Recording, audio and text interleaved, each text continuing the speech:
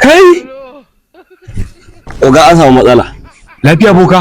Wallahi an samu matsala. Inna lillahi, wata kalan matsala aka samu? Wato abin da yake faruwa a matarka duk ita ta jama wannan matsala. What? Matata? Kwarai. Ai! Ayo! Ya kai ne. Boka ai na ji ka ce matata. Kwarai. Matarka ce ta jama matsala. To ai ni ban ma taɓa yin aure ba. Asali ko budurwa ma ban da ita. Eh? Kai. To tsohuwar matarka wadda kuka rabu fa. Ni fa ɗalibin makaranta ne ko soyayya ba ta taɓa ba ni ma da wata mace da take burge ni. Ai ina zo ka faɗa mana daidai wato. In a small people, God have mercy upon us.